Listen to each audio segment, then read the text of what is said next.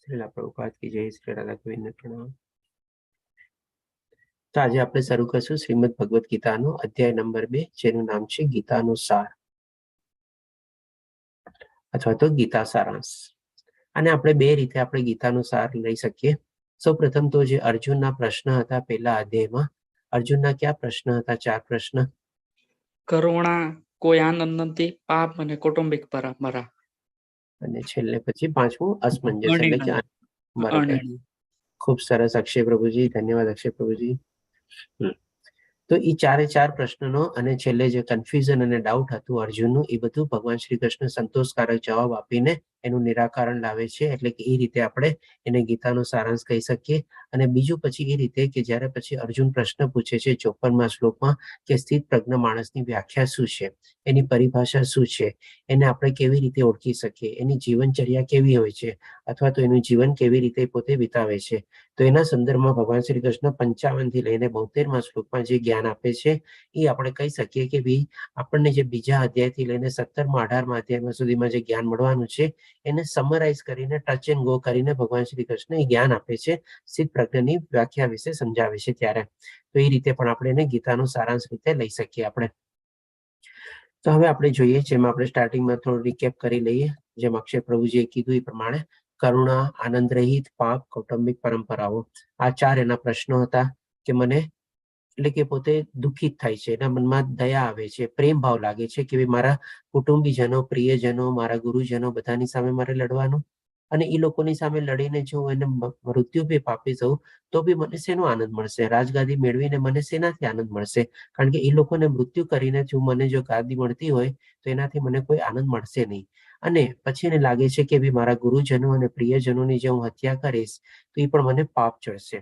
અને પછી એ કાલ્પનિક પર કૌટુંબિક પરંપરાનો પણ પ્રશ્ન અર્જુન ભગવાન શ્રી કૃષ્ણ સમક્ષ મૂકે છે। અને આ બધા એના પ્રશ્નોના કારણે પોતે કન્ફ્યુઝનમાં હોય છે અથવા ડાઉટમાં હોય છે કે હવે મારે યુદ્ધ લડવું કે ન લડવું, અને શું કામે લડવું જોઈએ યુદ્ધ લડવું તો? એટલે કે આવી રીતે એના 4 પ્રશ્નો અને કન્ફ્યુઝન અને ડાઉટ હતો એનો ભગવાન શ્રી કૃષ્ણ જવાબ આપે છે। તો બીજા શ્લોકમાં ભગવાન શ્રી કૃષ્ણ પહેલા બોલે છે, આપણે જાણ્યું કે ભાઈ પહેલા અધ્યાયમાં ભગવાન શ્રી કૃષ્ણ દ્વારા એક બી શ્લોક ઉચ્ચારવામાં આવતો નથી, ફક્ત સંજય અને અર્જુન દ્વારા જ બોલવામાં આવે છે। અને આ અધ્યાયના બીજા શ્લોકમાં ભગવાન શ્રી કૃષ્ણ બોલવાનું શરૂ કરે છે, એટલા માટે કહે છે શ્રી ભગવાન ઉવાચ, શ્રી ભગવાને કહ્યું, હે અર્જુન, તારા મનમાં આવી મલિનતા ક્યાંથી આવી? એટલે કે એક રીતનો ભગવાન શ્રી કૃષ્ણ અહીંયા અર્જુનને થોડો ઠપકો આપે છે કે આવું બધું તને અત્યારે યુદ્ધભૂમિ વચ્ચે તને વિચારવાનું સૂઝે છે, જ્યારે તારી સામે એક યુદ્ધ આવીને ઉભો છે અને ક્ષત્રિય તરીકે તને બધા લડકારે છે, ત્યારે તારા મનમાં આવા બધા વિચારો આવે છે? એટલે કે છે તારા મનમાં આવી બધી મલિનતા ક્યાંથી આવી? જીવનનું મૂલ્ય જાણનાર મનુષ્ય માટે તે લેશ માત્ર યોગ્ય નથી। એટલે કે ઇનડાયરેક્ટલી ભગવાન શ્રી કૃષ્ણ અર્જુનને કહે છે કે જે લોકો જીવનનું મૂલ્ય જાણતા હોય, આ મનુષ્ય જીવન આપણને જે મળેલું છે બહુ અમૂલ્ય જીવન છે। આપણને ઘણા વર્ષો પછી ઘણા આપણે જન્મ મૃત્યુના ચક્કરમાંથી પાર થઈએ ત્યારે જઈને આપણને મનુષ્ય જીવન મળે છે, અને આ મનુષ્ય જીવનનું મૂલ્ય જાણવું એ બહુ જ જરૂરી છે। અને જે લોકો એને જાણે છે એ લોકોના મનમાં આવા બધા વિચારો આવતા નથી। શું કામે? તો કે તેનાથી ઉચ્ચતર લોકની નહીં પરંતુ અપયશની પ્રાપ્તિ થાય છે। એટલે કે જે લોકો આવા વિચારો કરે છે એને કોઈ ઉચ્ચતર લોકની તો પ્રાપ્તિ થતી જ નથી, ઉલટાની એની અધોગતિ થાય છે। આ રીતે ભગવાન શ્રી કૃષ્ણ એક હલકો સો ઠપકો આપતા અર્જુનને વર્ણવે છે। પણ આ બધાથી પણ વધારે મહત્વનું એ છે જે આપણે ગઈકાલે જાણ્યું હતું કે ભાઈ વેદ વ્યાસ મુનિ દ્વારા આપણે ભગવદ ગીતા સંકલન કરવામાં આવેલી છે, અને ગણપતિ કે પોતે લખે છે ત્યારે વેદ વ્યાસજી છે જે આપણે ડિક્ટેશન આપતા હતા એટલે કે બોલતા હતા અને ગણેશ ભગવાન જે ભગવદ્ ગીતા લખતા હતા તો વેદ વ્યાસ મુનિ શું કામ આમ ભગવાન ઉવાચ શબ્દ વાપરે છે? જ્યારે ભગવાન શ્રી કૃષ્ણ બોલવાનું શરૂ કર્યું તો વેદ વ્યાસ મુનિ એમ પણ તો કહી શકતા હતા શ્રી કૃષ્ણ બોલ્યા અથવા તો કૃષ્ણજી બોલ્યા અથવા તો વસુદેવના પુત્ર બોલ્યા, કઈ પણ એવી રીતે સંબોધીને બોલી શકતા હતા. પણ એ ભગવાન ઉવાચ જ વર્ડ શું કામે વાપરે છે વસુદેવ વ્યાસ મુનિ? તો હવે આપણે એ પણ જાણીએ કે ભગવાન શ્રી કૃષ્ણનો આપણને ઐશ્વર્ય ને બધું આપણને જાણવા મળશે. સૌ પ્રથમ પહેલા આપણે જાણીએ કે ભગવાનને આપણે કેવી રીતે જાણી શકીએ, કેવી રીતે આપણે ઓળખી શકીએ, કેવી રીતે આપણે ભગવાનને અનુભવી શકીએ, કેવી રીતે ભગવાન શ્રી કૃષ્ણ વિશેનું આપણે જ્ઞાન મેળવી શકીએ. તો એના 3 તબક્કા છે. આપણે સૌ પ્રથમ આપણે બ્રહ્મ, પછી બીજું પરમાત્મા અને ત્રીજું ભગવાન. તો આને સમજવા માટે આપણે 1-2 દાખલા લઈએ. જેમ કે માની લો એક સૂર્ય છે. આપણે સૂર્યનો જે પ્રકાશ હોય, આપણે જેમ કે ઘરમાં આપણા રૂમમાં બેઠા હોઈએ અને દિવસના જ્યારે ઉગે, સૂર્ય ઉગે અને એના કિરણો આવે અને થોડુંક અજવાળું આવે એટલે આપણને શું લાગે કે ચાલો હવે દિવસ ઉગી ગયો છે, એટલે કે સૂરજ ઉગી ગયો છે અને દિવસ શરૂ થઈ ગયો છે. એટલે કે ત્યારે આપણે સૂર્યના કિરણોથી અને અજવાળાથી આપણે સમજી શકીએ કે ચાલો હવે દિવસ શરૂ થઈ ગયો છે. પછી જે માની લો કોઈ આપણે એ ટાઈમમાં ઉઠે અને સરસ મજાનું સ્નાન ને બધું કરી અને કોઈ સૂર્ય નમસ્કાર કરતું હોય, પછી અગાસીમાં જાય અને સૂર્યને જળ રેડે અને સૂર્ય નમસ્કાર કરે અને પ્રાર્થના કરે, ત્યારે શું એને સૂરજ દેખાય આખો. એટલે કે બીજો તબક્કો શું છે એનાથી આગળ કે પેલા એને ખાલી સૂરજના કિરણો દેખાડા, પછી જેમ એની પાસે ગયો ત્યારે એને સૂરજ દેખાડો આખો. અને જે લોકો સૂર્ય નમસ્કાર ને બધું કરતા હોય, માની લ્યો 1, 2, 3 મિનિટ સુધી સૂર્યની સામે જોવે ત્યારે એનો આખો ગોળાકાર ને બધું એને દેખાય સૂર્યનું. તો આવી રીતે આપણે 3 સ્ટેજમાં આપણે સૂરજને આપણે જોઈ શકીએ. પહેલા આપણે એના કિરણોથી જોઈએ, પછી આપણે થોડાક સૂરજને આપણે એને સૂર્ય નમસ્કાર માટે આપણે ઉપર જોવા માટે જઈએ અને પછી આપણે એને ધ્યાનથી નિહાળી શકીએ આપણે. તો આ રીતે આપણે 3 તબક્કા થયા. હવે એક બીજો એક્ઝામ્પલ બી આના સંદર્ભમાં લઈએ.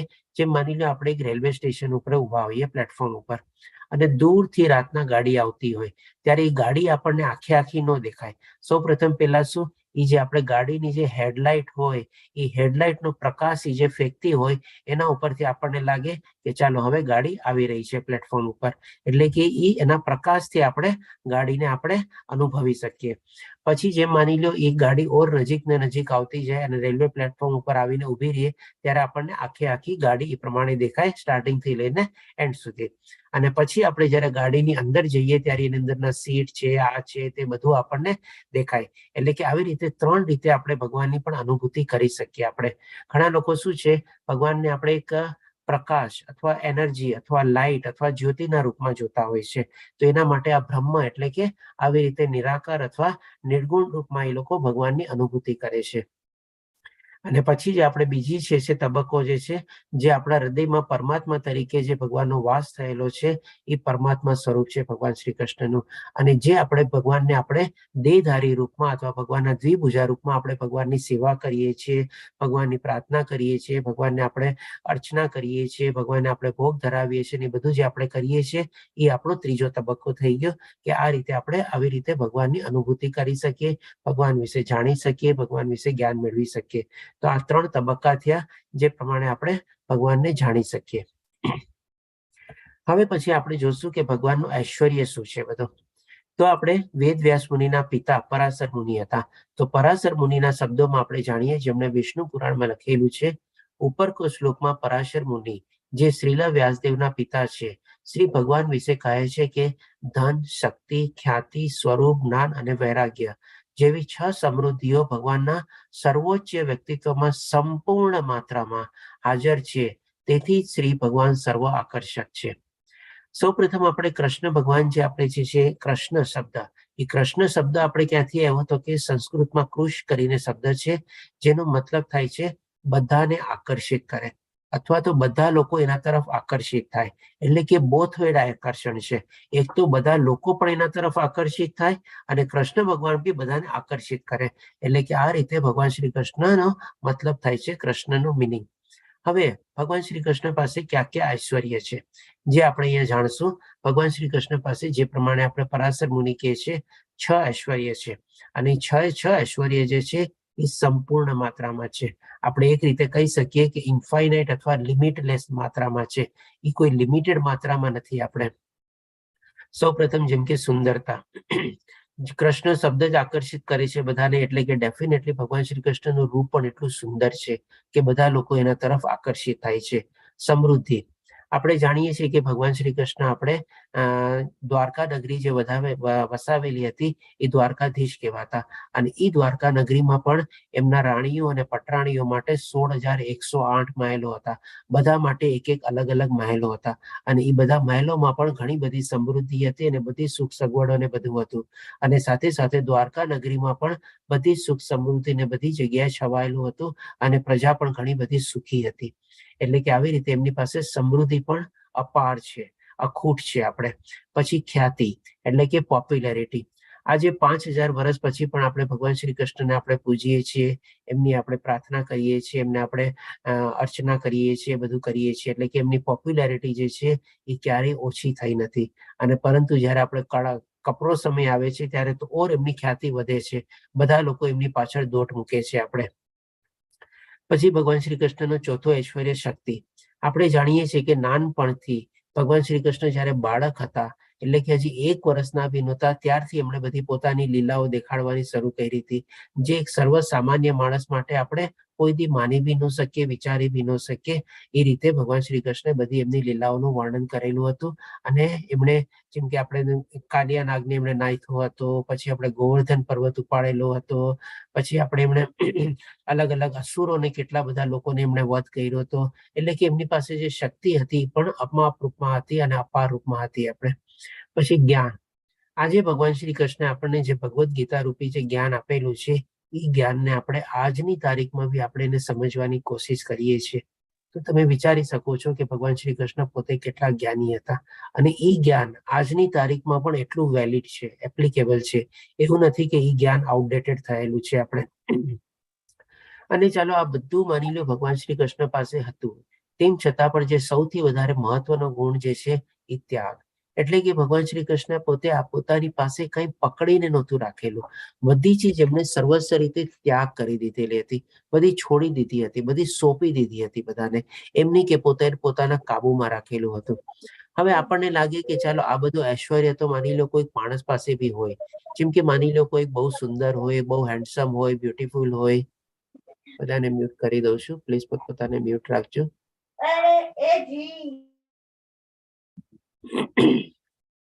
કે માની લો કોઈ મનુષ્ય બહુ સુંદર હોય, બ્યુટીફુલ હોય, હેન્ડસમ હોય, થોડી ઘણી એને પૈસા કમાવેલા હોય, થોડી ઘણીની સમૃદ્ધિ હોય, પ્રોપર્ટી હોય, ગાડી હોય, બંગલા હોય, બધું હોય, અને ખ્યાતિ બી મેળવેલી હોય, સમાજમાં થોડો મોટો હોદ્દો ધરાવતા હોય, અથવા તો એવી રીતે નામના મેળવેલી હોય, અને શક્તિ બી હોય, શારીરિક શક્તિ બી હોય, અને દ્રવ્ય શક્તિ બી હોય, અને માની લો થોડું ઘણું એને ભૌતિક દુનિયાની 2-4 ડિગ્રીઓ બી મેળવી લીધેલી હોય. પણ આ બધી ચીજ શું એમની પાસે પૂર્ણ અવસ્થામાં હોય છે, એટલે સંપૂર્ણ રીતે હોય છે, અથવા તો ઇન્ફાઇનાઇટ અથવા લિમિટલેસ હોય છે? બધું ચીજ માની લો એની પાસે હશે નહીં તો થોડું થોડું હશે. બધું સંપૂર્ણ જ્ઞાન એની પાસે નહીં હશે ભૌતિક દુનિયાનું. 2-4 ડિગ્રી લેવાથી એવું નથી કે બધું જ્ઞાન એની પાસે આવી ગયું. સમૃદ્ધિ બી એવું નથી કે થોડી ઘણી માલ મિલકત ને પ્રોપર્ટી થઈ ગઈ એટલે આખા બ્રહ્માંડની ને બધાના વિશ્વની જે સમૃદ્ધિ છે એની પાસે આવી ગઈ. ખ્યાતિ પણ એવું નથી કે બધી ખ્યાતિ એની પાસે એકલા માણસ પાસે હોય. એટલે કે જે કાંઈ પણ માણસ પાસે જે હોય છે, જે સામર્થ્ય હોય છે, એ આપણે કહી શકીએ કે એક અપૂરતું છે. આપણે થોડું ઘણું અલ્પ પ્રમાણમાં હોય છે. ક્યારેક આપણે કહી શકીએ કે થોડીક ચીજ વધારે હોય, થોડીક ચીજ બહુ ઓછી માત્રાના હોય, કોક ચીજ જરાય ન હોય, અને કોક ચીજ થોડીક વધારે માત્રામાં બી હોય. પણ આ બધું ચીજ હોવા છતાં શું એની પાસે ત્યાગ ભાવના હોય છે? એટલે કે શું એ ત્યાગી શકે છે? તો કે જરાય નહીં. જે એની પાસે થોડું ઘણું હોય છે ને, એમાં પણ જો માની લો કોઈ એની પાસે માગવા જાય તો શું કે મારી યથાશક્તિ પ્રમાણે હું કરીશ, મારી અત્યારે તાકાત આટલી છે, આનાથી વધારે મારાથી આટલું નહીં થઈ શકે. એટલે કે એની પાસે જે કાંઈ પણ હોય છે, જે અલ્પ માત્રામાં હોય છે, એ પણ એને સંપૂર્ણ રીતે છોડવાની એનામાં ભાવના હોતી નથી. ત્યાગ ભાવનામાં એનામાં પણ પર્યાપ્ત હોય છે એનાથી પણ એની સીમિત માત્રામાં એ પોતે વાપરે છે. એટલે કે આ રીતે આપણે જાણી શકીએ કે ભગવાન શ્રી કૃષ્ણ પાસે જે આ બધી સમૃદ્ધિ હતી એ આપણે અપૂર્ણ હતી. એટલે કે આપણે કહીએ ને કે ભાઈ ક્યારે પર્યાપ્ત થઈ એવી નહોતી. એટલે કે ઇન્ફાઇનાઇટ અને લિમિટલેસ માત્રામાં ભગવાન શ્રી કૃષ્ણ પાસે આ બધું સમૃદ્ધિ હતી. હવે આપણે જોઈશું કે આપણે 7મા શ્લોકમાં જ્યારે અર્જુન ભગવાનની શરણાગતિ લે છે ત્યાર પછી ભગવદ્ ગીતાનું જ્ઞાન શરૂ કરે છે ભગવાન આપવાનું. તો એની પહેલા આપણે જાણીએ કે આપણે અત્યાર સુધીમાં જેમ કે આપણે ગઈકાલે પહેલા અધ્યાયમાં જાણ્યા હતા કે કઈ 5 થી 6 ચીજ આપણને ભગવદ્ ગીતામાંથી જાણવા મળશે. હરે કૃષ્ણ, કોણ કહેશે મને? કયા વિષયો વિશેનું આપણને જ્ઞાન જે આમાં જાણવા મળશે? ભગવાન, જીવ, પ્રકૃતિ, કર્મ અને કાળ. ઓકે, સરસ અક્ષય પ્રભુજી. તો એ પ્રમાણે અત્યાર સુધીમાં આપણે થોડું ઘણું ભગવાન વિશેનું જ્ઞાન જાણ્યું કે જે જ્યારે વેદવ્યાસ મુનિ ભગવાન ઉવાચો વડ વાપરે છે તો એ રીતે આપણે જાણ્યું કે ભગવાન ઉવાચો વડ વેદવ્યાસ મુનિએ શું કામે વાપર્યો અને એ રીતે ભગવાન પાસે ઐશ્વર્ય ને બધું શું છે.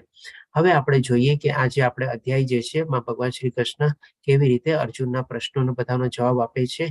સૌ પ્રથમ જ્યારે અર્જુન શરણાગતિ લે છે 7મા શ્લોકમાં ત્યારે કહે છે, હવે હું સંકુચિતતા યુક્ત દુર્બળતાને કારણે મારું કર્તવ્ય ભૂલી ગયો છું અને મનની બધી સ્વસ્થતા ખોઈ બેઠો છું. પોતે પોતાનું કર્તવ્ય ભૂલી ગયો છે એનો મતલબ શું કે એનો સ્વધર્મ શું છે પોતે ભૂલી ગયો છે. પોતે મોહિત થઈ ગયો બધાને જોઈને અને પોતાનું એનું હૃદય જે છે દુર્બળ થઈ ગયું.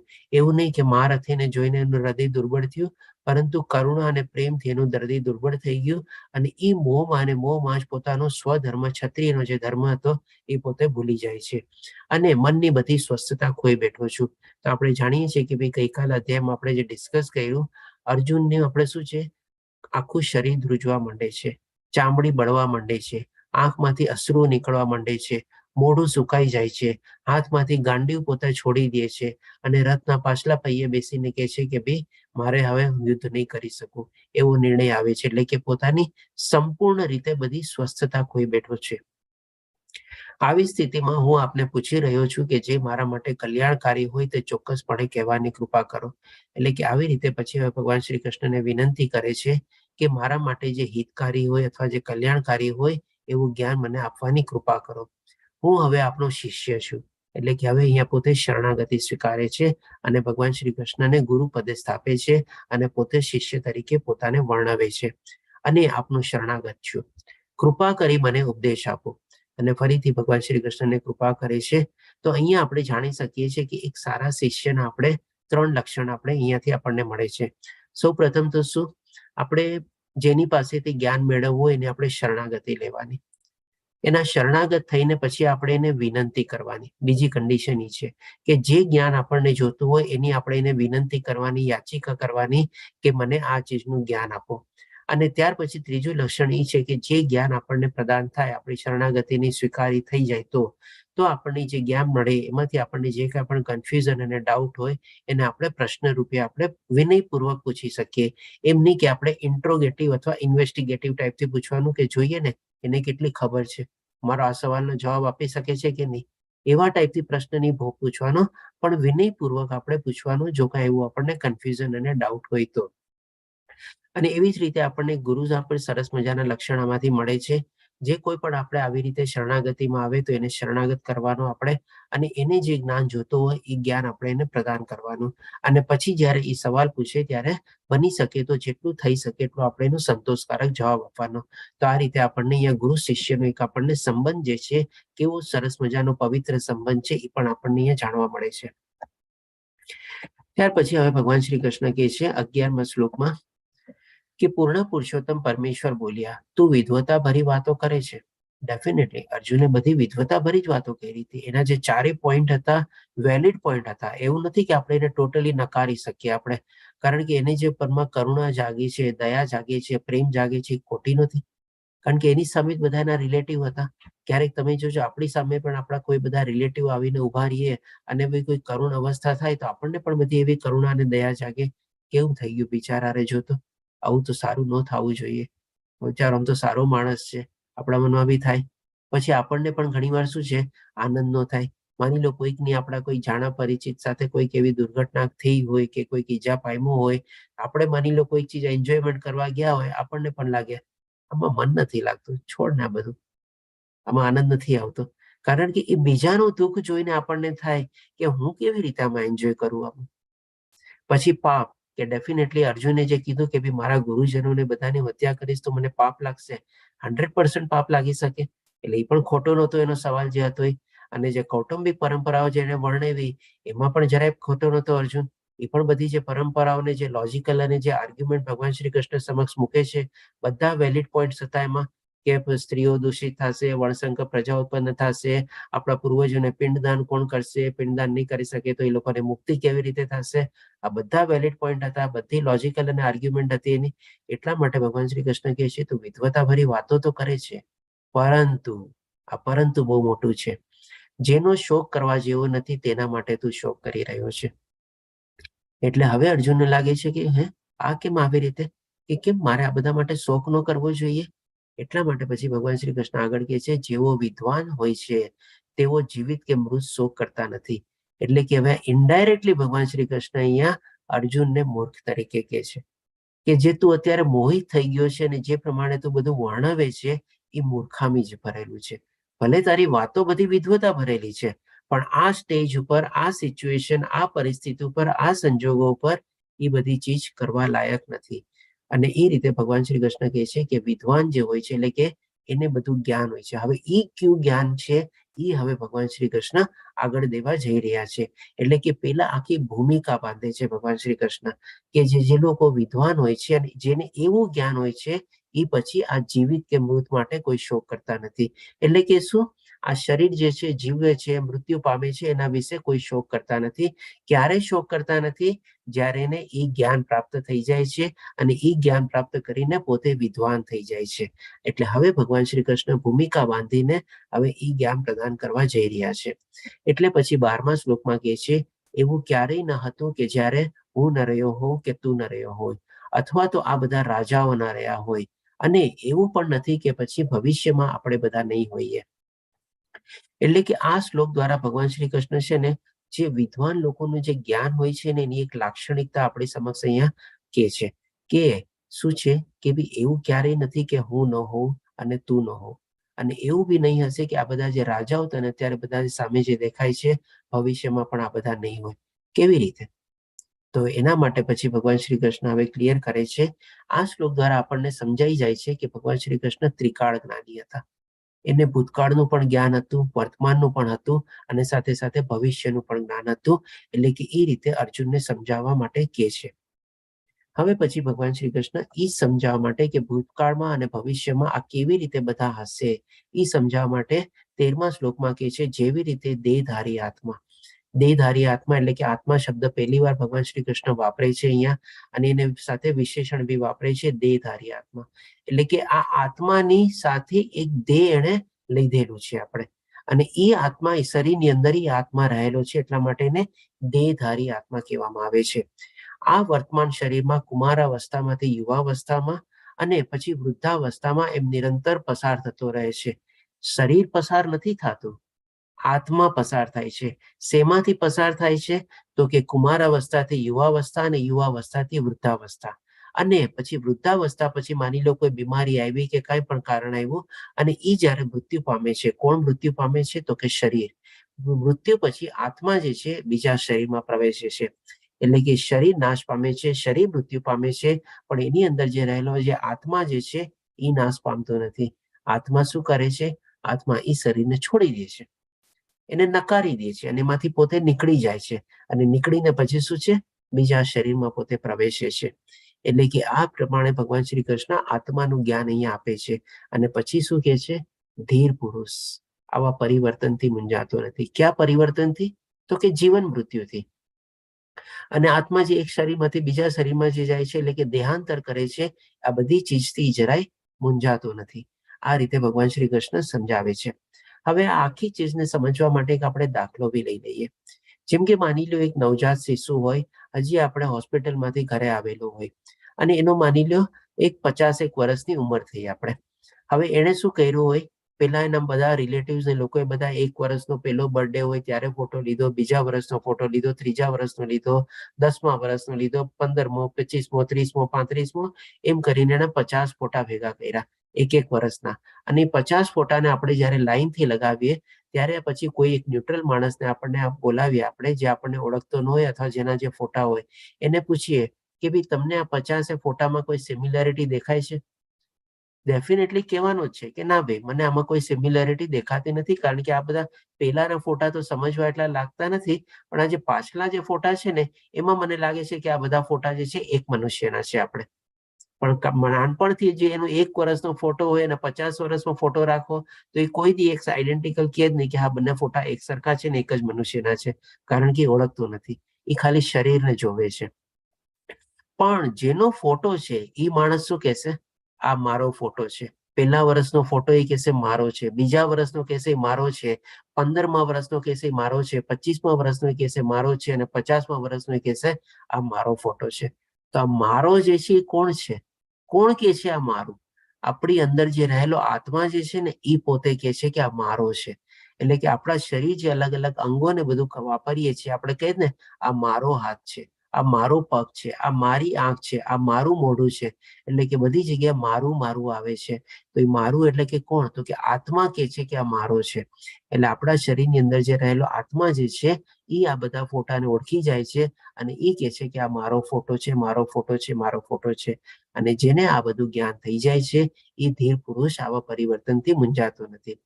હવે આને થોડુંક આપણે સાયન્સના લેંગ્વેજમાં બી સમજી લઈએ. આપણે શરીર જે છે એક નાનામાં નાનું જેને કોષ કહેવાય અથવા સેલ કહેવાય એનાથી બનેલું હોય છે. હવે આ જે સેલ જે છે આપણા શરીરની અંદર શું છે, ક્ષણે ક્ષણે એટલે કે સેકન્ડના પણ જે નાના નાના ભાગ હોય એ એક ક્ષણની અંદર પણ આવા હજારો ને હજારો સેલ છે ને નાશ પામે છે અને નવા સેલ જન્મે બી છે. તો એ રીતે આપણે જોઈએ તો આપણું શરીર જે છે ને ક્ષણે ક્ષણે નાશ પામે છે અને ક્ષણે ક્ષણે નવું બને છે. અને સાયન્સના લેંગ્વેજમાં જો જાણીએ આપણે તો દર 7 વર્ષે આપણા શરીરના અંદર જેટલા બી સેલ હોય છે બધા સેલ મરી જાય છે અને બધા નવા સેલ બને છે. એટલે કે દર 7 વર્ષે આપણું બોડી છે ને આખું ચેન્જ થાય છે. આપણે તો એ રીતે બી આપણે જોઈએ કે આપણું જે બોડી હોય છે, આપણે ઘણીવાર આપણને જેમ કે શું છે, આપણે જે બધા ફોટા રાખેલા હોય બધા માણસોના શું છેલ્લા 7, 8, 10 વર્ષના ફોટા તમે જોજો એક સરખા રાખો ને તો કદાચ ઓળખાઈ જાય, કારણ કે એ પ્રમાણે આપણે બોડીમાં એટલું ચેન્જ ન આવ્યું હોય. પણ જયારે આપણે 1 વર્ષનો અને 50 વર્ષનો ફોટો જોઈએ તો એમાં પણ ઘણું બધું ચેન્જ આવેલું હોય. એટલા જ કોઈ આને ઓળખી ન શકે કે ભાઈ આ બધા એક જ માણસનો ફોટો છે.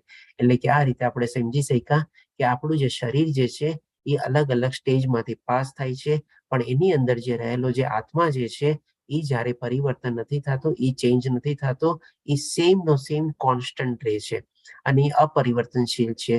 અને એ યુવાવસ્થાથી લઈને કુમારાવસ્થાથી આપણે વૃદ્ધાવસ્થા એવી રીતે બધામાં નિરંતર પાસ થતો રહે છે અને જ્યારે શરીર છોડીએ છીએ ત્યારે બીજા શરીરમાં પ્રવેશે છે. હવે ભગવાન શ્રી કૃષ્ણ 14મા શ્લોકમાં આપણને કહે છે, હે કુંતી પુત્ર, સુખ તથા દુઃખનું ક્ષણિક આવવું અને કાળાંતરે તેમનું દ્રશ્ય થવું અદ્રશ્ય થવું શિયાળ તથા ઉનાળાની ઋતુઓમાં આવવા તથા જવા સમાન છે. એટલે કે આપણને હવે દુઃખ શેનું થાય છે? તો કે જે આપણે શરીર નાશ પામે છે એનું આપણને દુઃખ થાય છે. તો એના માટે ભગવાન શ્રી કૃષ્ણ સરસ મજાની કમ્પેરિઝન આપીને કહે છે કે આ જે છે સુખ અને દુઃખ જે આવવું, એટલે કે કોઈ પણ મૃત્યુ પામે ત્યારે આપણને જે દુઃખ થાય છે અથવા તો કોઈકને ત્યાં કોઈકનો નવો જન્મ થયો હોય, બાળકનો જન્મ થયો હોય ત્યારે આપણને સુખ લાગે છે. એટલે આ બધું જે છે શિયાળા અને ઉનાળાની જેમ આવવું અને જવું છે. જેમ ઋતુઓ કેમ કન્ટિન્યુઅસલી ચેન્જ થાય છે, હમણાં વિન્ટર આવશે પછી પાછી સ્પ્રિંગ આવશે, વસંત ઋતુ આવશે, વસંત ઋતુ પછી પાછી ગરમી આવશે પછી ચોમાસું આવશે પછી પાછું શિયાળો આવશે.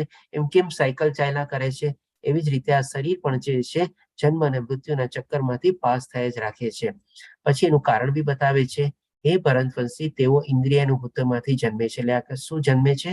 તો કે સુખ અને દુઃખ એ આપણી ઇન્દ્રિયાનુભૂતિમાંથી આપણને જન્મે છે. એટલે આપણા ઇન્દ્રિય અને ઇન્દ્રિયોના જે બધા વિષયો છે એમાંથી આપણને લાગે છે કે કોઈક સુખ છે, કોઈક દુઃખ છે, કોઈને તકલીફ છે, કોઈકને પ્રોબ્લેમ છે, એવું બધું. અને મનુષ્ય તેમને અસ્વસ્થ થયા વિના સહન કરતા અવશ્ય શીખવું જોઈએ. એટલે કે આ બધી જે સુખ અને દુઃખની જે પ્રક્રિયા જે છે આપણે એનાથી વિચલિત ન થવું જોઈએ. અને એ જેમ સિઝન ચેન્જ થાય છે, સુખ બી પરમાનન્ટ રહેવાનું નથી, દુઃખ બી પરમાનન્ટ રહેવાનું નથી. આજે થોડો તકલીફનો સમય હોય એ પણ પાર થવાનો જ છે, ફરીથી પાછા સારા દિવસો આવવાના જ છે. એવી રીતે એને સાયકલ ચાલ્યા કરવાની છે અને આપણે એનાથી ડિસ્ટર્બ થવાનું નથી અને થોડું ઘણું આપણે એને સહન કરતા બી આપણે શીખવું જોઈએ. આ રીતે ભગવાન શ્રી કૃષ્ણ આપણને જ્ઞાન આપે છે 14મા શ્લોકમાં. પછી ભગવાન શ્રી કૃષ્ણ આપણને કહે છે 20મા શ્લોકમાં, આત્મા માટે કોઈ પણ વખતે જન્મ નથી અને મરણ નથી. એટલે કે હવે અહીંયાથી ભગવાન શ્રી કૃષ્ણ આત્માના જે કેરેક્ટરિસ્ટિક ફીચર્સ જે છે એ બધા આપણને બતાવવાના શરૂ કરે છે કે ડેફિનેટલી આત્મા ક્યારેય જન્મતો નથી અને મરણ પણ પામતો નથી. તે ક્યારેય જન્મ્યો ન હતો, જન્મ લેતો નથી અને જન્મવાનો પણ નથી. એ ચિરસ્થાયી અનાદિકાળથી ચાલ્યા આવે છે. તે અજન્મા, સનાતન, ચિરસ્થાયી તથા પુરાતન છે. જ્યારે શરીર હણાય છે ત્યારે પણ તે હણાતો નથી. એટલે શરીર તો નાશવંત છે જ આપણું. આ જન્મ મૃત્યુ લોકમાં આવ્યા છે એટલે શરીર આપણને મળ્યું છે તો એ શરીર આપણે ગુમાવવાનું જ છે. પણ આપણી અંદર જે રહેલો જે આત્મા જે છે એ ચિરસ્થાયી છે, પરમાનન્ટ છે, પુરાતન છે અને સનાતન છે. અને અનાદિકાળથી ચાલ્યા આવેલો છે અને એનું જન્મ મરણ સાથે કોઈ નિસ્બત છે નહીં. એટલે કે શરીર હણાય છે પણ આત્મા જ્યારે હણાતો નથી. પછી 22મા શ્લોકમાં ભગવાન શ્રી કૃષ્ણ કહે છે એટલે કે આપણા આત્મા માટે આ બધી પ્રક્રિયા શું થઈ? આત્મા જે છે એક શરીર છોડીને બીજા શરીરમાં પ્રવેશે છે, પાછું એ શરીર છોડીને ત્રીજામાં, એમ કન્ટિન્યુઅસલી મૂવમેન્ટ એની સાયકલ ચાલ્યા જ કરે છે. તો એના માટે પ્રક્રિયા કેવી રીતે થઈ? તો એના માટે પણ ભગવાન શ્રી કૃષ્ણ આપણને દાખલો આપીને સમજાવે છે. 22મા શ્લોકમાં કહે છે, જેવી રીતે મનુષ્ય જૂના વસ્ત્રો ત્યજીને નવા વસ્ત્રો ધારણ કરે છે. આપણે શું છે, જેમ કે અત્યારે વિન્ટર આવી તો આપણે શું છે, જે કોટનના એવા કપડા હોય થોડાક રાખી દઈએ, થોડા સિલ્ક બેઝ કપડા પહેરીએ કારણ કે આપણે ઠંડીમાં પહેરી શકીએ. ઊની કપડા બહાર કાઢીએ અને પાછા આપણે ગરમી આવે ત્યારે એ કપડા અંદર રાખીએ અને બીજા કોટનના કપડા બહાર કાઢીએ. અથવા જો જે કપડા જૂના થઈ ગયા હોય, આઉટ ઓફ ટ્રેન્ડ થઈ ગયા હોય, આઉટ ઓફ ફેશન થઈ ગયા હોય, ફાટી ગયા હોય, ડિસકલર થઈ ગયા હોય, આપણે કેવા રીતે એને કાઢી નાખીએ? અથવા તો કંઈક બીજા કામમાં એને લઈ લઈએ અથવા કોઈકને આપી દઈએ. એટલે કે એવી રીતે આપણે શું છે, જૂના વસ્ત્રો ત્યજીને નવા વસ્ત્રો ધારણ કરીએ છીએ. તેવી રીતે આત્મા, એટલે કે આત્મા માટે આ જે શરીર બદલવાની જે પ્રક્રિયા છે એ કપડા બદલવા જેવી છે. એટલે કે આત્મા વૃદ્ધ તથા નકામા શરીરો ત્યજીને નવા ભૌતિક શરીર ધારણ કરે છે. આત્મા માટે તો એક કપડા ટાઈપનું છે. આપણે એક શરીર પેલા ધારણ કર્યું, કર્મોને જે પ્રમાણે ગતિ હતી એ પ્રમાણે શરીર છોડી દીધું અને પાછા બીજા શરીરમાં પોતે પ્રવેશી ગયો.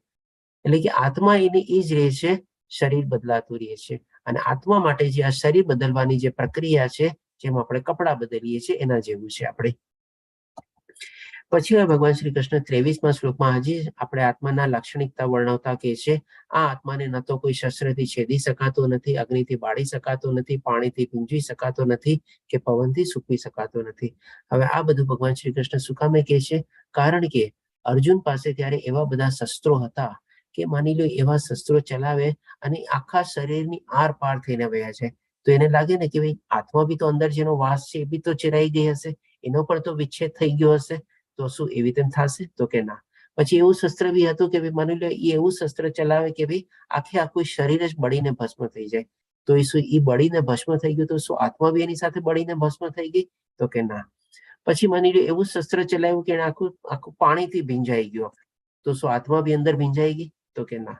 અને પવનથી, એટલે કે એવું શસ્ત્ર ચલાવે કે આખે આખી શરીર સહિત ક્યાંનું ક્યાં હવામાં ઉડી જાય, ખબર જ ન પડે. તો શું આત્મા બી એની સાથે ઉડી ગઈ? તો કે ના. એટલે કે આ રીતે ભગવાન શ્રી કૃષ્ણ વર્ણવે છે કે ના કોઈ શસ્ત્રથી છેદી શકાય છે, ન અગ્નિથી બાળી શકાય છે, ન પાણીથી ભીંજવી શકાય છે કે ન પવનથી સૂકવી શકાય છે. અને સાથે સાથે એ પણ આપણે જાણી લઈએ, જેમાં જે આગલા 24મા શ્લોકમાં ભગવાન શ્રી કૃષ્ણ કહે છે એ એમનો એમ રહે છે.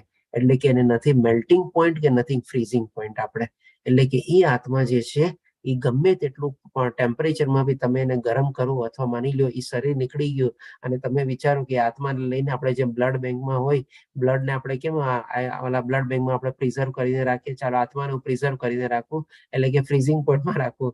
તેને નથી કોઈ મેલ્ટિંગ પોઈન્ટ કે નથી કોઈ ફ્રીઝિંગ પોઈન્ટ, એ એમનો એમ જ રહે છે. આ રીતે ભગવાન શ્રી કૃષ્ણ એના બધા લાક્ષણિકતા વર્ણવે છે. હવે પછી ભગવાન શ્રી કૃષ્ણ બધું સમજાવ્યા પછી અર્જુનને કહે છે કે હે મહાબાહુ, જો તું એમ વિચારતો હોય કે આત્મા અથવા જીવનના લક્ષણો સદા જન્મે છે અને હંમેશને માટે મૃત્યુ પામે છે, તો પણ તારે શોક કરવાનું કોઈ કારણ નથી. એટલે કે આ બધું જ્ઞાન આપ્યા પછી હજી ભગવાન શ્રી કૃષ્ણને કહે છે કે જો હજી સુધી તું એમ સમજતો હો કે આત્મા અથવા તો જીવનના લક્ષણો જન્મે છે અને મૃત્યુ પામે છે, તો પણ તારે શોક કરવાની શું જરૂર છે?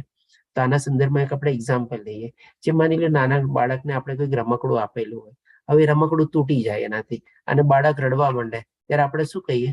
બેટા કાંઈ વાંધો નહીં, રમકડું નવું આવી જશે ને, તારે શું કામ ચિંતા કરવાની જરૂર છે? તરત બાળકને મનાવી લઈએ ને એવી રીતે. તો આ રીતે પણ ભગવાન શ્રી કૃષ્ણ અર્જુનને એ જ કહે છે કે હજી જો તું એમ માનતો હો કે આ આત્મા જન્મે છે ને મૃત્યુ પામે છે, તો પણ એના માટે શું શોક? કારણ કે જન્મ લીધો છે તો મૃત્યુ પામવાનો જ છે. અને ફરીથી પાછો જન્મ થશે, એટલે કે ફરીથી નવું રમકડું આવી જશે. તો પછી તારે શું કામે રડવાની અથવા શોક કરવાની જરૂર છે? પણ ફેક્ટ તો આ છે નહીં. એટલે કે પછી ભગવાન શ્રી કૃષ્ણ પાછું એને કહે છે 30મા શ્લોકમાં કહે છે, હે ભરતવંશી, શરીરમાં રહેનારો આત્મા સનાતન છે અને તેનો ક્યારેય વધ કરી શકાતો નથી. માટે તારે કોઈ પણ જીવ માટે શોક કરવાની જરૂર નથી. એટલે કે આ રીતે ભગવાન શ્રી કૃષ્ણ એને સાંત્વના આપે છે કે આ બધા જે શરીર જે છે બધા નાશવંત છે, પણ એની અંદર રહેલો જે આત્મા જે છે એ ચિરસ્થાયી છે અને પુરાતન છે, અને એને કોઈ હણી શકતો નથી અને કોઈ નથી હણાય પડશે. એટલા માટે તારે એના માટે કોઈની શોક કરવાની જરૂર નથી. એટલે કે આ બધું આત્મા વિશેનું જ્ઞાન ભગવાન શ્રી કૃષ્ણ અત્યાર સુધી આપણને આપે છે, અને એ દ્વારા આપણે સમજી શકીએ છીએ કે આપણે પોતે કોણ છીએ. જેમાં આપણે જાણ્યું ને, આપણે બધામાં કે ને મારું છે, મારો હાથ છે, મારો પગ છે, મારી આંખ છે, મારું મોઢું છે. એ મારો કોણ છે? તો કે મારો જે છે આપણો આત્મા જે છે. એટલે આપણી જે અહીંયા સાચી ઓળખ જે છે આપણને અહીંયા મળે છે. આ શરીર જે છે આપણું કપડા જેવું છે, નાશવંત છે, ટેમ્પરરી છે, એ પરમાનન્ટ છે નહીં.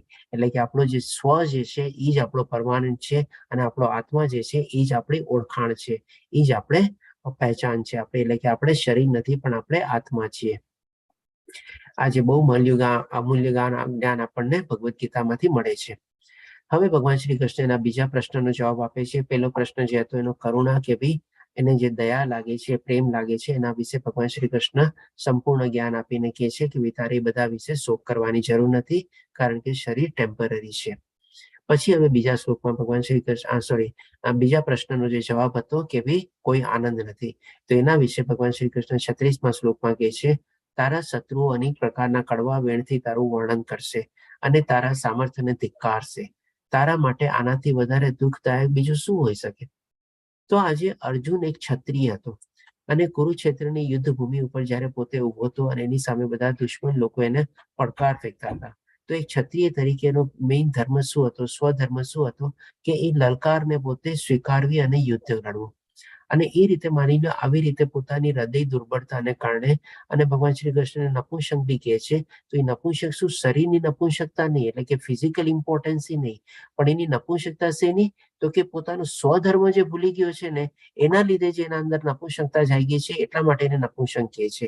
એટલે કે એની હૃદયની દુર્બળતાના કારણે અને સ્વધર્મના ભૂલવાના કારણે જે નપુંસકતા જાગે છે, એ કેટલી ખરાબ ચીજ કહી શકીએ આપણે.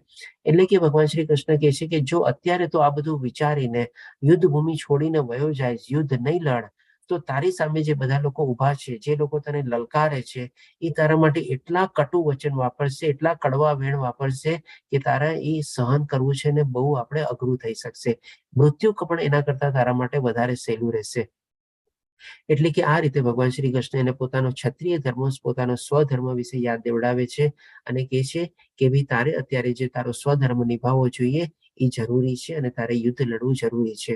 અને જ્યારે કૌરવ જેવા અથવા દુર્યોધન જેવા જે સામે દુશ્મન તરીકે ઉભા હોય, અને એ સિચ્યુએશનમાં જો અર્જુન આવી રીતે યુદ્ધ છોડીને વયો જાય, તો એ તો લોકો તાકનો મોકો જ જોતા હોય કે ભાઈ આવો ક્યારે મને મોકો મળે, અને ક્યારે એ લોકો એવા પોતાના અપશબ્દો અને બધું વાપરે. અને એની જે કીર્તિ હતી અર્જુનની, કેટલો મોટો યોદ્ધા જેવી એને સિદ્ધિ પ્રાપ્ત કરેલી હતી, બધી બેકાર જાય. આપણે બધા લોકો કે ભાઈ તો ડરીને ભાગી ગયો આપણે, અને સાચું ખોટું બધું એ લોકો ક્યારે કઈ જોવે નહીં, બધા એવા વચનો વાપરે. આપણી સાથે પણ ઘણી વાર એવું થાય છે, ક્યારેક આપણે ક્યાંક એવા નિષ્ફળ થાય ને, ત્યારે બધાને સામેવાળાને બોલવાનો મોકો મળે, એ આપણા માટે કેટલું બધું બોલતા હોય, તો આપણા માટે કેટલું ત્યારે અપમાનજનક ને બધું લાગતું હોય આપણે. તો આ રીતે ભગવાન શ્રી કૃષ્ણ અર્જુનને કહે છે કે ક્ષત્રિય તરીકે તને આ શોભા દેતું નથી, અને આવા બધા વેણ તારે સાંભળવા પડશે, એ તારા માટે મૃત્યુ કરતા પણ ખરાબ હશે. પછી હવે ભગવાન શ્રી કૃષ્ણ એને આગળ સમજાવતા ઓર કહે છે 37મા શ્લોકમાં કે હે કુંતી પુત્ર, જો તું યુદ્ધમાં હણાઈ જઈશ તો તું સ્વર્ગ પ્રાપ્ત કરીશ, અથવા જો તું જીતીશ તો પૃથ્વીના સામ્રાજ્યનું સુખ ભોગવીશ. એટલે કે અર્જુનને શું લાગતું હતું કે મને કોઈ આનંદ નથી, એટલે કે હું આ બધાને મારીને પણ જો હું જીતી બી જાઉં અને હણીને બી જો ગાદી પ્રાપ્ત કરું તો મને કોઈ આનંદ મળશે નહીં. તો એના સંદર્ભમાં ભગવાન શ્રી પહેલા તો એને કહે છે સ્વધર્મ, કે તારે યુદ્ધ લડવું જ પડશે, બધાને મારવા બી પડશે તારે, હોઈ શકે બાણો બી છોડવા પડશે તારે. અને એ રીતે જો તું યુદ્ધ લડીશ તો કદાચ જો તું જીતી જાય તો તને આખા પૃથ્વીનું તને સામ્રાજ્ય મળશે, અને જો તું હણાઈ જઈશ તો તને સ્વર્ગ પ્રાપ્ત થશે. અને એ ટાઈમમાં શું છે, ક્ષત્રિય માટે જયારે આવી રીતે યુદ્ધ ભૂમિ ઉપર લડતા લડતા જો મૃત્યુ થઈ જાય, તો શું છે એ લોકોને સ્વર્ગ પ્રાપ્તિ થતું. એટલે કે પોતાનો સ્વધર્મ નિભાવતા નિભાવતા કોઈ આવી રીતે પોતાનો મૃત્યુ થાય તો એને ડેફિનેટલી સ્વર્ગની પ્રાપ્તિ થતી. એટલા માટે અહીંયા ભગવાન શ્રી કૃષ્ણ એને કહે છે જો તું હણાઈ જઈશ તો તને સ્વર્ગ પ્રાપ્તિ થશે અને જીતીશ તો તને સુખ પ્રાપ્ત થાય, એટલે આખી દુનિયાનું તને સામ્રાજ્યનું સુખ મળશે. તેથી દ્રઢ નિશ્ચયપૂર્વક ઉભો થા અને યુદ્ધ કર. એટલે કે આ રીતે ભગવાન શ્રી કૃષ્ણ કહે છે કે તારા તો બંને હાથમાં લાડવા છે. જીતીશ તો પણ તને સુખ મળશે અને મરીશ તો પણ તો તને સ્વર્ગનું સુખ મળશે. તો પછી આમાં તને આનંદ નથી એવો કોઈ પ્રશ્ન જ નથી રહેતો. એટલે કે આ રીતે ભગવાન શ્રી કૃષ્ણ એના બીજા પ્રશ્નનો જવાબ આપે છે. હવે ભગવાન શ્રી કૃષ્ણના ત્રીજા પ્રશ્નનો જવાબ આપે છે. ત્રીજો પ્રશ્ન શું હતો તો કે પાપ. અમે લોકો પાપ કર્મ કરવા જઈ રહ્યા છે જે અમારા પૂજનીય લોકોની, અમારા ગુરુજનોની અમે હત્યા કરશું. તો આના સંદર્ભમાં ભગવાન શ્રી કૃષ્ણ કહે છે 38 થી 53માં શ્લોકમાં ભગવાન શ્રી કૃષ્ણને સ્વધર્મ અથવા તો નિષ્કામ કર્મયોગ કેવી રીતે કરવો જોઈએ, ભગવાને સૂચવેલા કર્મ ઉપર કેવી રીતે ચાલવું જોઈએ એના વિશે જ્ઞાન આપે છે. એટલે કે છે કે આ પ્રયાસ કરવામાં કોઈ હાનિ થતી નથી અથવા ઘટાડો પણ નથી અને આ માર્ગ પર કરેલી થોડી જ પ્રગતિ પણ વ્યક્તિનું મહાન ભયમાંથી રક્ષણ કરી શકે છે. એટલે કે આ પ્રયાસ અને આ માર્ગ એટલે કયો માર્ગ? કોઈ કહેશે મને? હરે કૃષ્ણ. આ પ્રયાસ અને આ માર્ગ એનો મતલબ શું? કયો માર્ગ અથવા તો કયો પ્રયાસ? હરે કૃષ્ણ. અક્ષય પ્રભુજી. યુદ્ધ કરવા માટેનો. યુદ્ધ કરવા માટેનો, બરાબર. સ્વધર્મનો માર્ગ. સ્વધર્મનો માર્ગ એટલે કે સ્વધર્મનો અથવા તો નિષ્કામ કર્મનો માર્ગ અથવા તો ભગવાને સૂચવેલા માર્ગ ઉપર અથવા તો ધર્મના માર્ગ ઉપર જો આપણે ચાલતા હોઈએ અને એમાં જે કાંઈ પણ આપણે એફર્ટ હોય, જે કાંઈ પણ આપણે રસ્તા ઉપર ચાલતા હોઈએ એમાં કોઈ જાતની આપણને કોઈ નુકસાન થતું નથી અને એમાં થોડી પણ જો આપણે પ્રગતિ કરીએ અને એ કામ આપણે આગળ વધારીએ તો જે સૌથી મોટું ભય જે છે એટલે કે મૃત્યુના ભયમાંથી પણ આપણને રક્ષણ મળી શકે છે. અને એના સંદર્ભમાં જે મેં આ બે દાખલા આપેલા છે, દાખલાને બી આપણે લઈ લઈએ. સૌથી પહેલા જેમ કે હનુમાનજી. ભગવાન શ્રી રામ જયારે એમને હનુમાનજીને કહે છે કે તમે જાઓ અને સીતા મૈયાની ખોજ કરો કે ભાઈ રાવણે એમને ક્યાં છુપાવેલા છે. જયારે એ જાય છે અને એ પ્રયાસમાં એને ઉશ્કેરવામાં આવે છે અને એની પૂંછડીમાં આગ લગાડાય છે અને આખી લંકા નગરીને બાળી નાખે છે અને કેટલી ક્ષતિ પહોંચાડે છે. આમાં પણ એને કોઈ જાતનું પાપ લાગતું નથી કારણ કે ભગવાને સૂચવેલા માર્ગ ઉપર ચાલે છે અને પોતાનું સ્વધર્મ નિભાવે છે. તો ભલે એટલા ક્રોધમાં અથવા આક્રોશમાં પણ આવીને એ આખી લંકાને પણ બાળી નાખે છે, તેમ છતાં પણ આમાં એને કોઈ નુકસાન થતું નથી આપણને. અને એવી જ રીતે આ બીજો એક્ઝામ્પલ છે અહીંયા વિભીષણનો.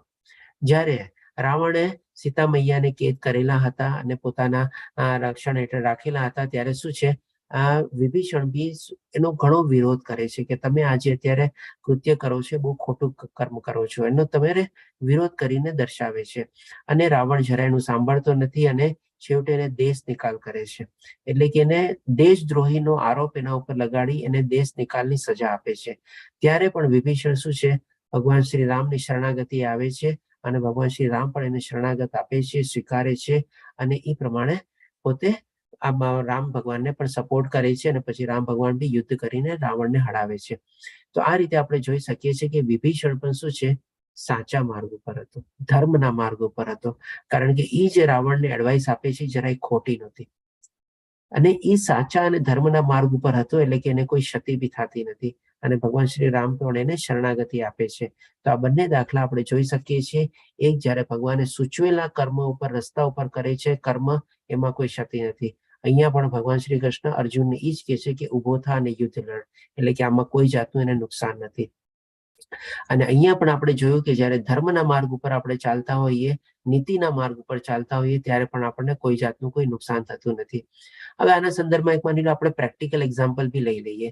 જેમ કે માની લો કોઈ મિલિટરીમાં કામ કરતા હોય. હવે એ જયારે સૈનિકને આપણે બોર્ડર ઉપર લડાઈ માટે મોકલવામાં આવે અને એ બોર્ડર ઉપર જયારે લડાઈ લડતો હોય ત્યારે એના હાથમાં બધા શસ્ત્રો ને બધું હોય અને એ શસ્ત્રો દ્વારા માની લો સામેવાળી સેનામાં 200, 500, 1000 માણસોને મારી નાખે તો એને શું કોઈ સજા થવાની છે? Definitely not. કોઈ સજા નથી થવાની. ઉલટાનું એ પાછું આવશે ત્યારે એને કદાચ પરમવીર ચક્ર એવા સન્માનથી પણ એને વધાવવામાં આવે. પણ હવે એ સૈનિક જ્યારે પોતે એક સિવિલિયન તરીકે રહેતો હોય અને એના પાડોશીને કોઈ આવી ઈજા અથવા પહોંચાડે તો ડેફિનેટલી એમાં એને સજા થાય છે.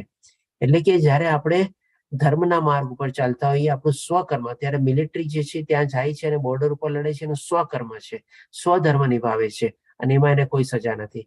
પણ એ જયારે સિવિલિયન તરીકે હોય છે ત્યારે બીજાને હાનિ પહોંચાડે છે, એ એનો સ્વધર્મ નથી. તો એની અગેન્સ્ટમાં એને ડેફિનેટલી નુકસાન પહોંચાડી શકે અથવા સજા થઈ શકે. એટલે કે સ્વધર્મ ઉપર ચાલતા હોઈએ, આપણે સ્વકર્મ ઉપર આપણે કરતા હોઈએ, આપણે ધર્મના માર્ગ ઉપર ચાલતા હોઈએ, નીતિ માર્ગ ઉપર ચાલતા હોઈએ, અથવા તો ભગવાને સૂચવેલા કર્મ આપણે કરતા હોઈએ, એમાં આપણને કોઈ રીતે કોઈ નુકસાન આપણને થતું જ નથી. હવે ભગવાન શ્રી કૃષ્ણ આ રીતે, એટલે કે પાપનો જેનો પ્રશ્ન હતો એ રીતેનું નિરાકરણ લાવે છે કે ભાઈ તું ધર્મના માર્ગ ઉપર ચાલીશ તો તને કોઈ જાતનું કોઈ પાપ લાગશે નહીં.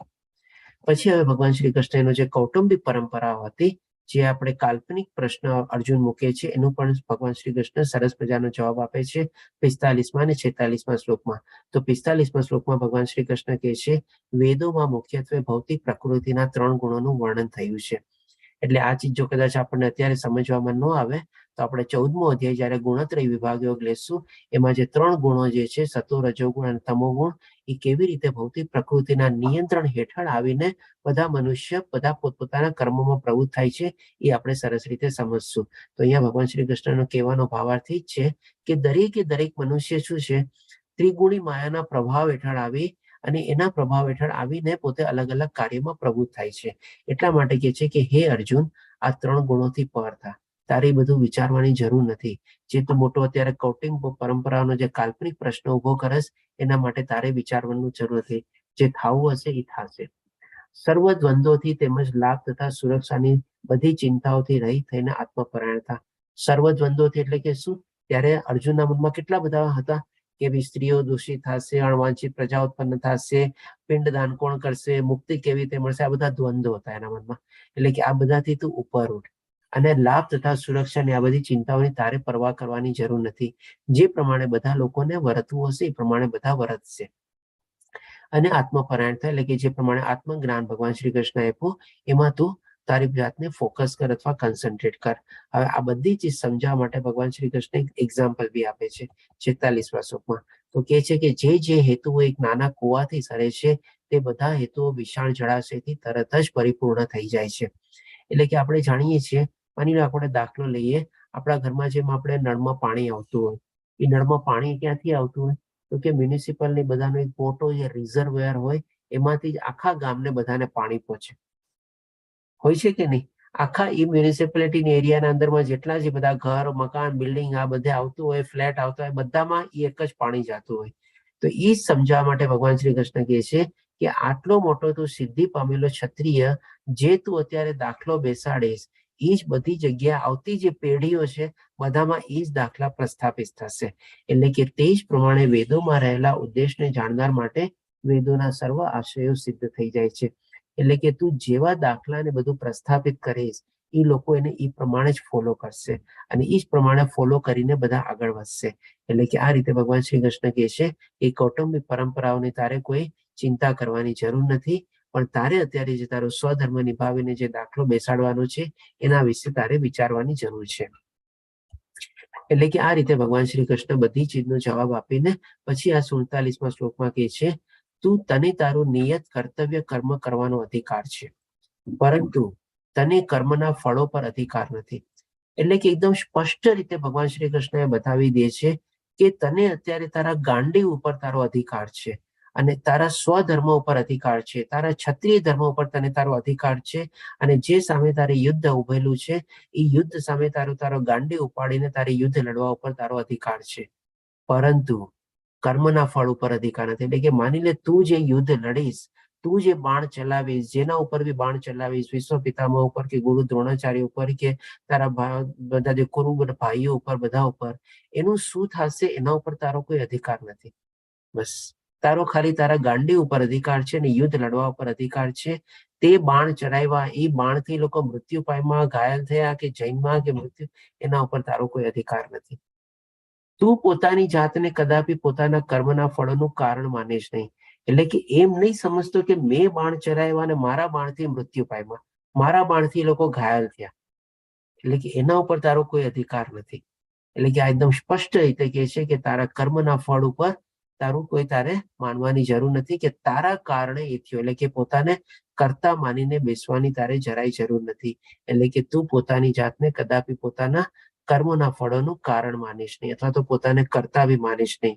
અને સાથે સાથે હવે શું, સ્વકર્મ ન કરવામાં પણ કદી આસક્ત થઈશ નહીં. એટલે કે માની લો કર્મફળમાં આસક્તિ ન હોય, કર્મફળ ઉપર અધિકાર ન હોય, તો શું કર્મ બી મારે જેમ તેમ કરવાનું? તો કે ના, તારો જે ક્ષત્રિય ધર્મ છે, તારો જે સ્વધર્મ છે, એમાં તારે જરાય આસક્ત થયા વગર, એટલે કે શું, એમાં તારે કોઈ દુર્બળતા અથવા કોઈ કમજોરી નથી દેખાડવાની.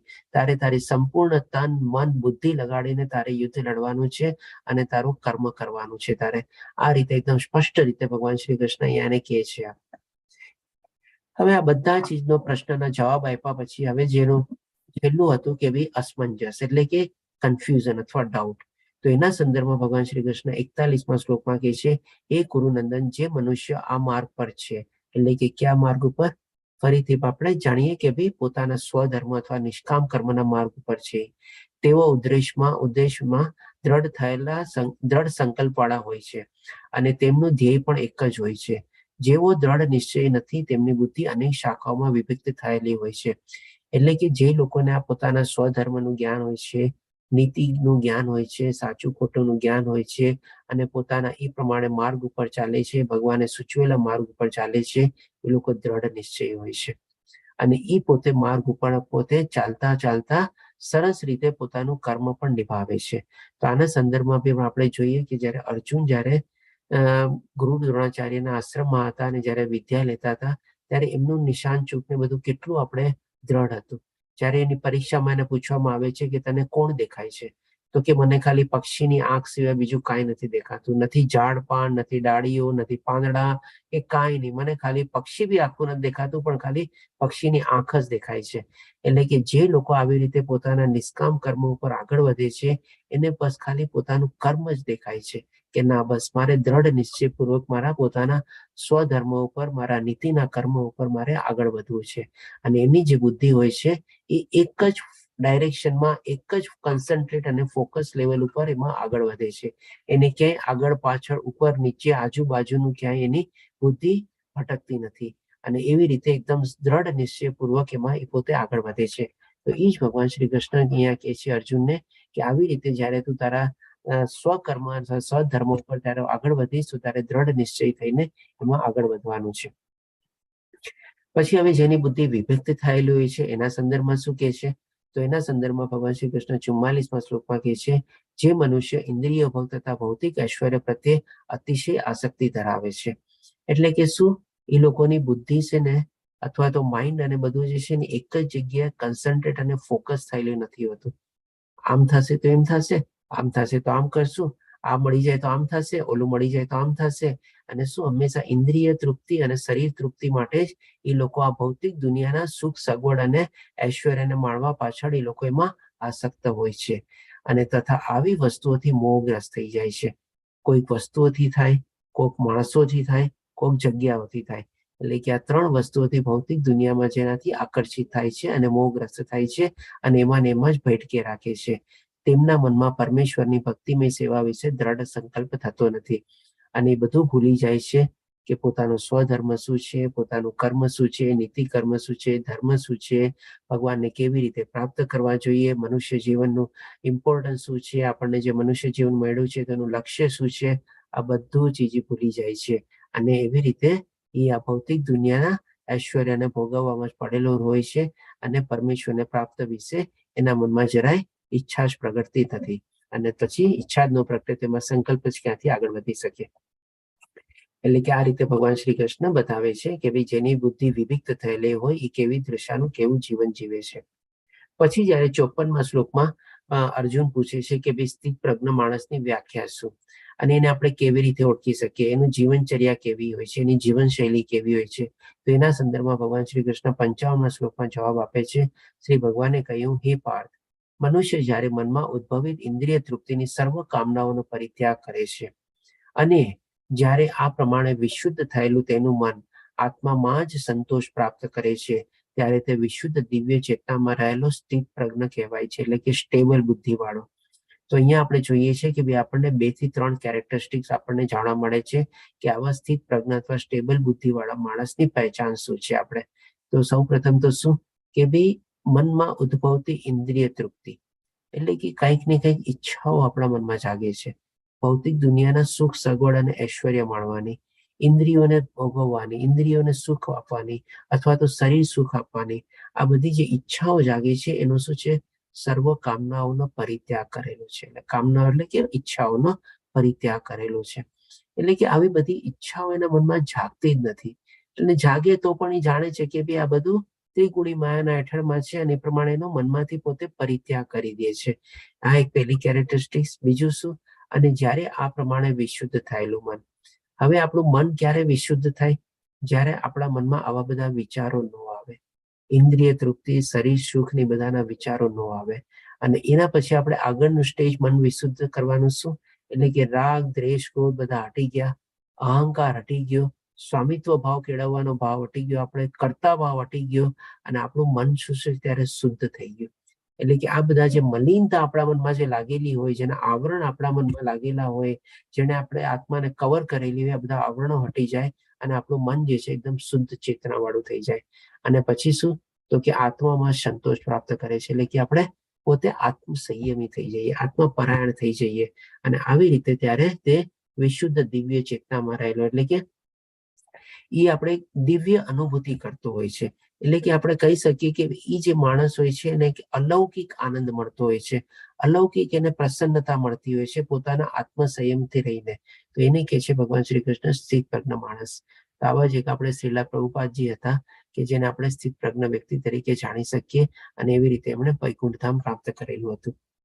આ બધું સમજાવ્યા પછી હવે ભગવાન શ્રી કૃષ્ણ 62માં અને 63માં શ્લોકમાં આપણને કહે છે કે ભાઈ આપણને ક્રોધ શું કામે આવે છે, અને જ્યારે ક્રોધ આવે છે ત્યારે કેવો આપણો વિનાશ સર્જે છે.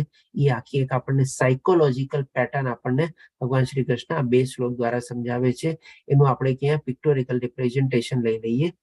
સૌ પ્રથમ આપણને શું છે, ઇન્દ્રિયોના ઘટકો. આપણે જાણીએ છીએ આપણા અલગ અલગ આપણે ઇન્દ્રિયો છે, જ્ઞાનેન્દ્રિયો અને કર્મેન્દ્રિયો, અને એમાં બધામાં આપણને બધાના વિષયો હોય છે અને એ વિષયો દ્વારા આપણને કંઈક ને કંઈક આકર્ષણ થાય છે અથવા તો આપણને કોઈ કામના અથવા ઈચ્છા થાય છે, અને એ કામના અથવા ઈચ્છા થાય છે એનાથી પછી આપણે પ્રીતિ બંધાય છે. એટલે કે પેલા આપણા મનમાં બધા વિચારો આવ્યા, એટલે કે થોટ્સ આવ્યા, પછી એનાથી પ્રીતિ બંધાણી, એટલે કે થોટ્સ પછી આપણને પ્રીતિ અથવા તો આકર્ષણ ઓર તીવ્ર બને છે. એટલે કે એને પ્રાપ્ત કરવાની આપણા મનમાં વાસના જાગે છે, અને એ વાસના જ્યારે જાગે છે ત્યારે આપણે કાર્યમાં પ્રવૃત્ત થઈએ છીએ, એ માણસને મેળવવા માટે, એ વસ્તુને મેળવવા માટે અથવા તો એ જગ્યા ઉપર જવા માટે. એટલે કે થોટ પ્લસ ઇમોશન, એટલે કે પેલા આપણે ઈચ્છા જાગી એટલે કે થોટ, પછી આવી રીતે પ્રીતિ અને વાસના એટલે કે આપણા ઇમોશન અને લાગણી પણ એની સાથે જોડાઈ ગયા અને એને પ્રાપ્ત કરવા માટે આપણે કાર્યમાં પ્રવૃત્ત થયા. એટલે કે thought plus emotion is equal to action. એટલે કે એ જયારે કાર્યમાં પ્રવૃત્ત થયા, માની લો આપણને મળી ગયું ટેમ્પરરી સુખ મળ્યું તો આપણે ખુશ થઈએ, સુખ પ્રાપ્ત કરીએ, અને જો ન મળ્યું તો પછી આપણને ક્રોધ આવે, ગુસ્સો આવે, બ્લેમ ગેમ શરૂ થાય, એક્સક્યુઝ ગેમ શરૂ થાય. એણે આમ કર્યું એટલે આમ થયું, આ આમ કર્યું એટલે આમ થયું. એટલે કે એના અંદરમાં આપણે શું આવી ભ્રાંતિ કેળવીએ, મેં તો બધું બરાબર કર્યું હતું ને પણ આ આમ કર્યું ને એટલે આમ થયું. એટલે કે આવા રીતે બધા ઇફ એન્ડ બટ આપણે બધું ક્રિએટ કરીએ, જેને આપણે ભ્રાંતિ કહીએ, એટલે કે ભ્રમ એક જાતનો આપણે. અને આવીને આવી ભ્રાંતિમાં આપણે આપણી યાદ શક્તિની અવસ્થા આપણે અસ્વસ્થતા થઈ જાય, એટલે અથવા તો આપણી યાદ શક્તિ આપણે પોતે ગુમાવી શકીએ. યાદ શક્તિ ગુમાવવાનો મતલબ શું, કે એ ટાઈમમાં આપણે ન બોલવાનું બોલીએ, ન વિચારવાનું વિચારીએ, ન કરવાનું કરીએ. એટલે કે એ રીતે આપણી બુદ્ધિ પણ જે છે એ એકદમ હાનિ, એટલે કે આપણી બુદ્ધિ એકદમ સર્વનાશ થયેલી હોય એના જેવી આપણે. કારણ કે આપણે સારું વિચારતા ન હોઈએ, સાચું વિચારતા ન હોઈએ, સારું કરતા ન હોઈએ, ખોટું કરતા હોઈએ, અને એવી રીતે બધા અલગ અલગ રીતે આપણે બ્લેમ ગેમ ને એક્સક્યુઝ ગેમ બધું આપણે ખેલતા રહીએ. અને આની દિશા સાહેબ આપણે રિઝલ્ટ શું આવે, તો કે વિનાશ. એટલા જ માટે કહેવાય છે કે ભાઈ વિનાશ કાળે વિપરીત બુદ્ધિ. એટલે કે આ રીતે આપણે ક્રોધ આપણે કેવો આપણો સર્વનાશ નોતરે છે એ આપણને બતાવે છે.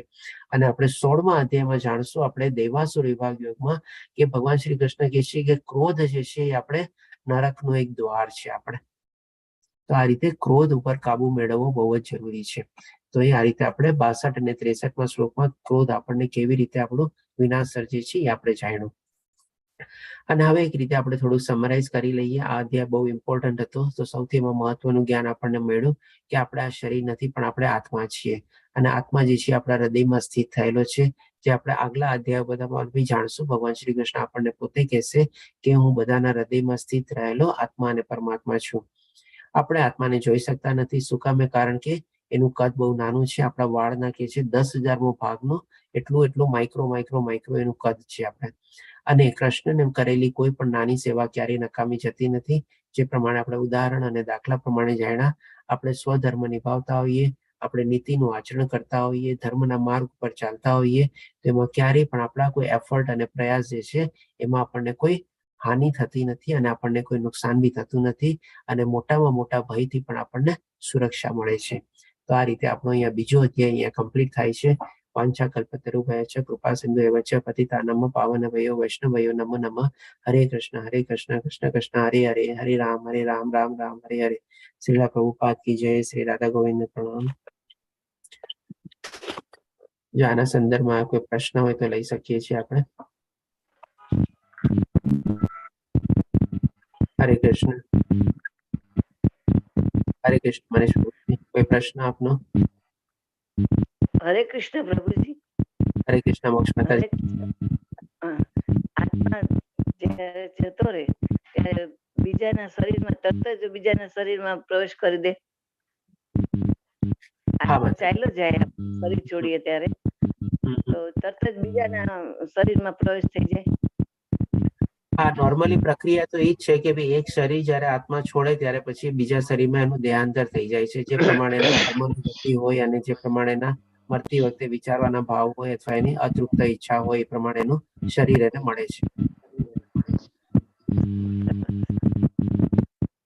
સરસ, ધન્યવાદ પ્રભુ. ધન્યવાદ. હરે કૃષ્ણ. જી મહેશ પ્રભુજી. પ્રભુજી, આપણે કીધું કે આત્માની જે સાઈઝ છે એ વાળના 10,000માં ભાગ જેટલી સૂક્ષ્મ છે, માઇક્રોનમાં. તો એનું કોઈ ઓથેન્ટિક વસ્તુ કોઈ જગ્યાએ લખિત લખાણમાં મળે છે? એ છે ને આપણે ભાગવતમાં એનું વર્ણન છે. ઓકે. ભાગવતમાં જે આપણે આત્માના જે આપણે કહીએ ને સાંખ્ય વિભાગ યુગમાં જે કપિલ મુનિ જે બધું એનું વર્ણન કરે છે ને, એમાં કપિલ મુનિ આનું વર્ણન કરેલું છે કે એનું કદ જે છે 10,000માં ભાગ જેટલું છે વાળના. ધન્યવાદ.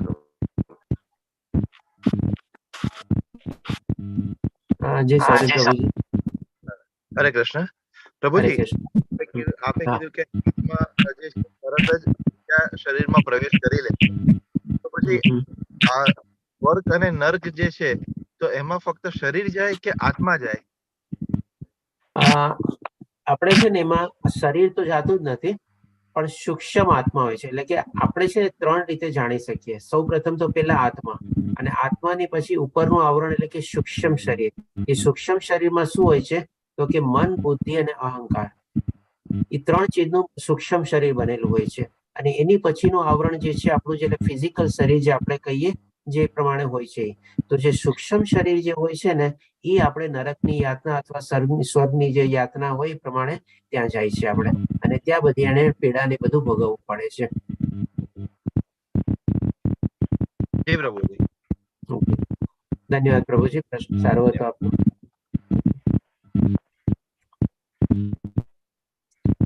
ઓકે, બીજા કોઈ પ્રશ્ન? જી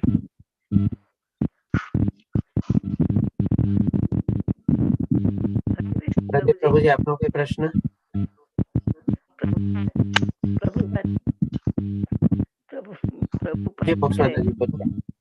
પ્રભુપાદ જયારે 40 લઈને જાય છે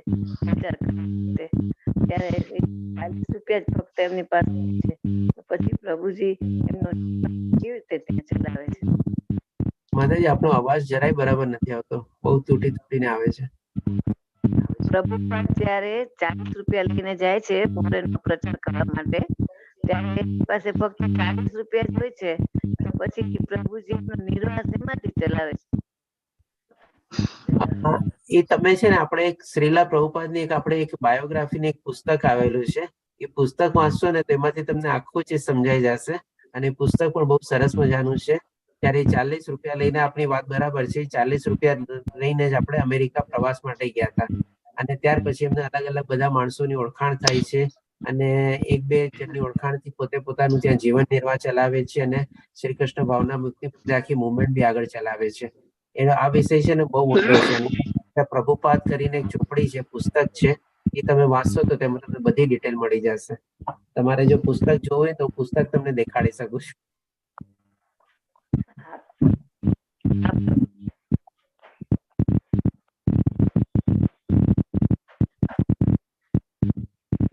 જો દેખાય છે, આ પ્રભુપાદ કરીને આ પુસ્તક છે. આ પુસ્તક લગભગ આટલું જાડું છે અને 512 પાના છે. અને તમે વાંચો, આમાં બધી આખી હિસ્ટ્રી છે પ્રભુપાદની, કે કેવી રીતે એમણે આખી કૃષ્ણ કોન્શિયસનેસ મુવમેન્ટ ચલાવી હતી અને અમેરિકા પહોંચીને એને બધે. હા પ્રભુજી, ધન્યવાદ પ્રભુજી. હરે કૃષ્ણ પ્રભુજી. હરે કૃષ્ણ પ્રદીપ પ્રભુજી. આપણે આમાં આવ્યું કે ઈચ્છાઓનો ત્યાગ કરીએ એટલે ઇન્દ્રિયો સાથેથી વિમુખ થઈએ, તો એના માટેનો કોઈ પ્રેક્ટિકલ એક્ઝામ્પલ તમે આપી શકો? કઈ ઈચ્છા માટે તમે કહો છો મને? સામાન્ય રીતે આપણે જીવન જીવતા હોય તો ઘણી બધી ઈચ્છાઓ જીવનમાં આવતી હોય છે અને એના લીધે આસક્તિ ઉત્પન્ન થતી હોય છે. પછી આપણે જે સમજાવ્યું કે એના લીધે જયારે સંતૃપ્ત ન થાય ત્યારે ક્રોધ ઉત્પન્ન થતો હોય છે. એને આપણે કેવી રીતે એમ કે એને લઈ શકીએ? ઓકે બાબુજી, આપણે તમે મને મારો પર્સનલ એક્ઝામ્પલ પૂછો છો? શું કોઈ પ્રેક્ટિકલ એક્ઝામ્પલ સેન્સમાં? In general. ઓકે, તો ડેફિનેટલી પ્રભુજી આ છે ને ઈચ્છાઓ પર કાબુ મેળવવો છે ને બહુ જરૂરી છે. અમુક વખત જ આપણે હું મ્યુટ કરી દઉં છું, આપણો બેકગ્રાઉન્ડ અવાજ બહુ આવે છે.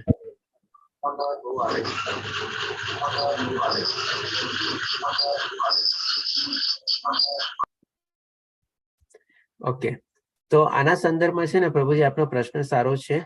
જેમ કે તમે મને કોઈ ચીજ કહો તો એને હું તમને સમજાવી શકું. તમે કોઈ એક્ઝામ્પલ આપો તો એને પ્રમાણે આપણે લઈ શકીએ. આપણે કેવી રીતે આપણે ઈચ્છાને કંટ્રોલ કરી શકીએ આપણે? હરે કૃષ્ણ પ્રદીપ પ્રભુજી.